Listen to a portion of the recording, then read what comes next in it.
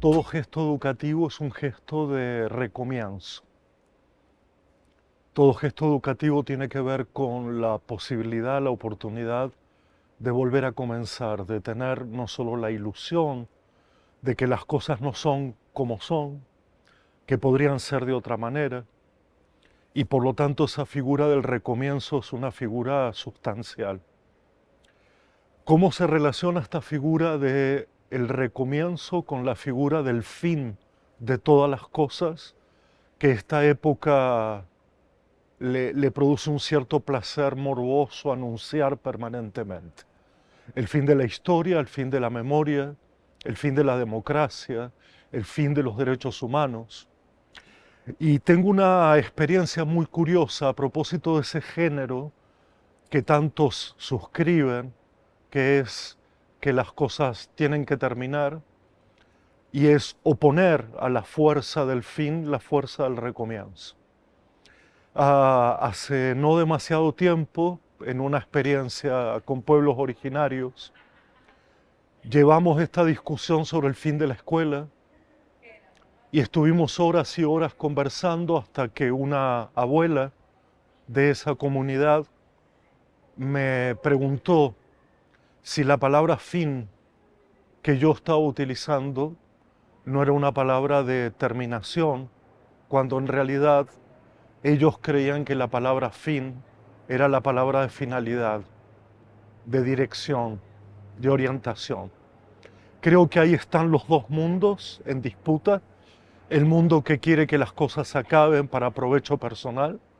y el mundo que todo el tiempo produce eso que alguna vez terminó siendo un póster, un afiche en la Argentina: somos artesanos de recomienzos. Y esto creo que es la fuerza rebelde que opone a esta época su claudicación, su enfermedad, su dolor y esta sensación de derrota permanente en el que nos quieren hacer embeber el veneno de estos tiempos.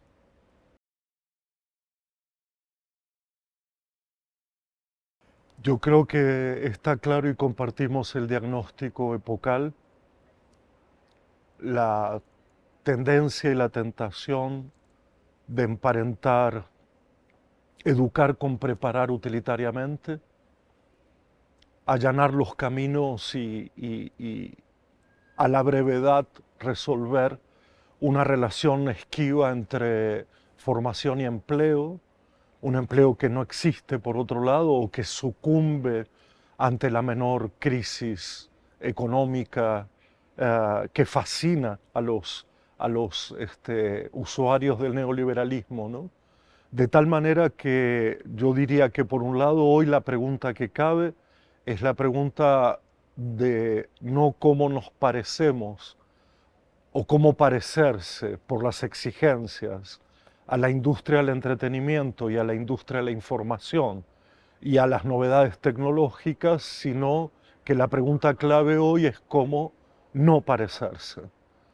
Claro que es una afirmación que contiene una negación y ahí es difícil encontrar qué espacio queda, qué lugar y tiempo queda cuando está minada justamente esa relación del aquí y el ahora, completamente tomada por el individualismo, el exitismo, el sexismo, el patriarcado, de tal manera que creo que todo el trabajo consiste en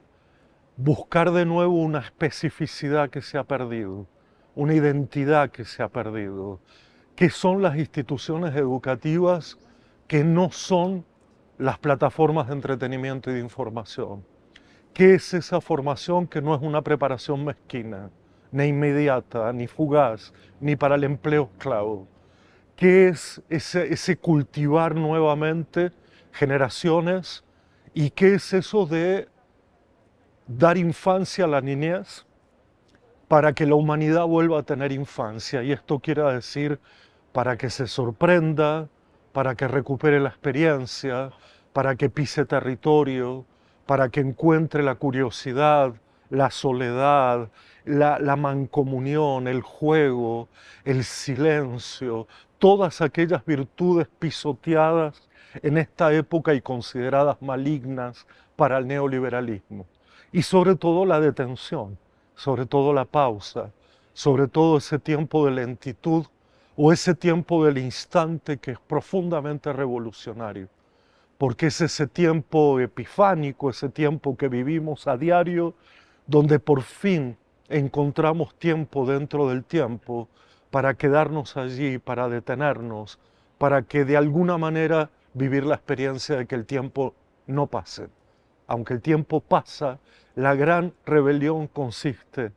en no dejar que el tiempo pase, sino que pase algo en el tiempo.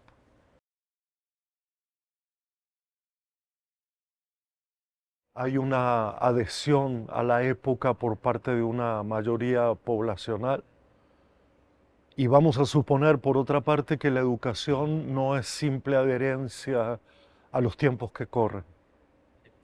que por definición hay una función esencial en el educar,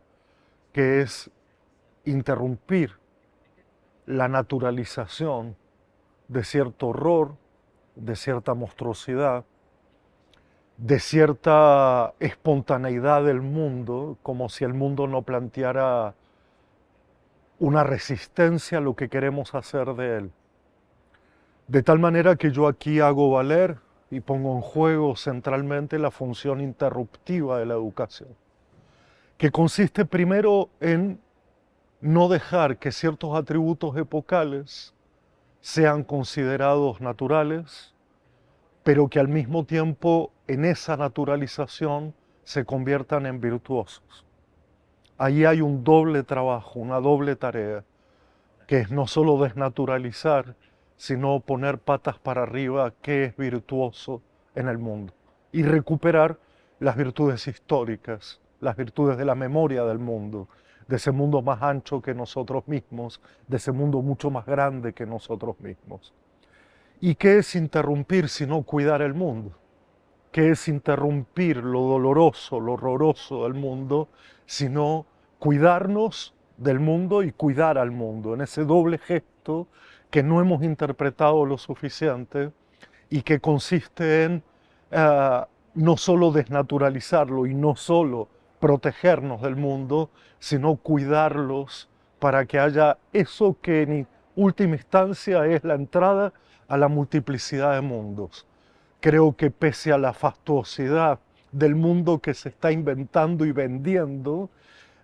el mundo se ha vuelto cada vez más pequeño,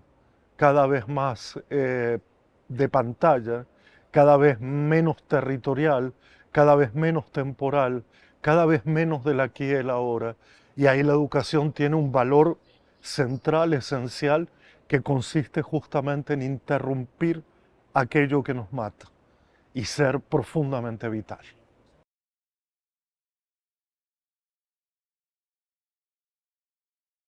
En este mundo así fabricado, no hay experiencia de pluralidad posible, o esa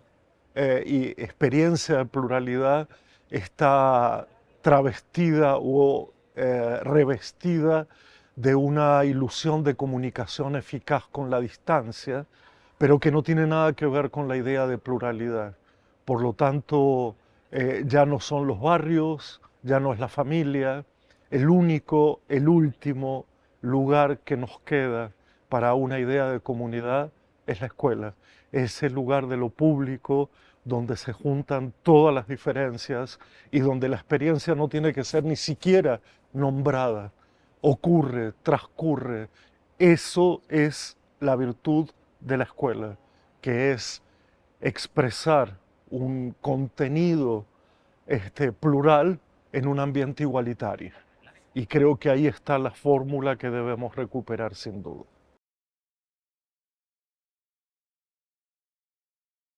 La lentitud en sí yo no la considero un valor cuando